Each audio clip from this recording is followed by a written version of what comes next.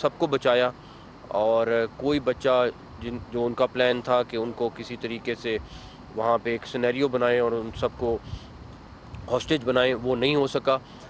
لیکن ابھی اس کی علاقے کی کلیئرنس جاری ہے اور انشاءاللہ تھوڑے دیر میں وہ ہو جائے گی.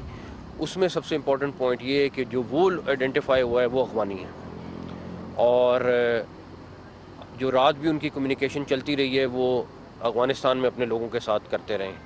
تو وہ اس میں تو ہم بہت کلیئر ہیں کہ وہ سارا کا سارا جو اٹیک ہے اس میں افغانستان ڈائریکٹلی ملوث ہے.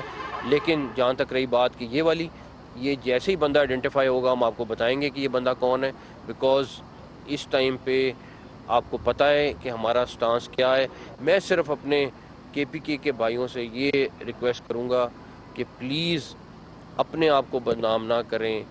ہمیں اپنے ملک کے ساتھ کھڑا ہونا ہے، ہمیں اپنے فورسز کے ساتھ کھڑا ہونا ہے جو ان دہشت گردوں کو کلیئر کرا رہے ہیں. یہ آپ کو بدنام کرنے کی کوشش کر رہے ہیں، آپ کو اپنے تعلق کے بنا پر آپ کو ساتھ ملانے کی کوشش کر رہے ہیں. لیکن ہمارے لیے سب سے پہلے پاکستان ہونا چاہیے، اس کے بعد کوئی اور ملک آتا ہے.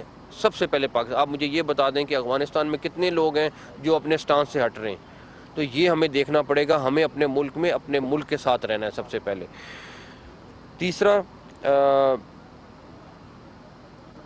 ایک چیز اور ہے جو میرے خیال میں سب سے امپورٹنٹ ہے، وہ یہ کہ ہم نے پہلے کئی دفعہ افغانستان کو foreign minister, deputy prime minister, defence minister, ہم سب گئے ہیں اور ہم سب نے جا کے ان کو ایویڈنسز دی ہیں، ان کو ڈیٹیلز میں چیزیں دی ہیں کہ افغانستان میں کس طرح وہ لوگ وہاں پہ ٹرین ہو رہے ہیں، وہاں پہ کس طریقے سے پلاننگ کرتے ہیں اور یہاں پہ آ کے اٹیک کرتے ہیں. وہ سب کی سب چیزیں موجود ہیں، اور اس میں ہم بالکل کلیئر ہیں کہ افغانستان کو اس سلسلے میں ہر صورت ان کو روکنا پڑے گا.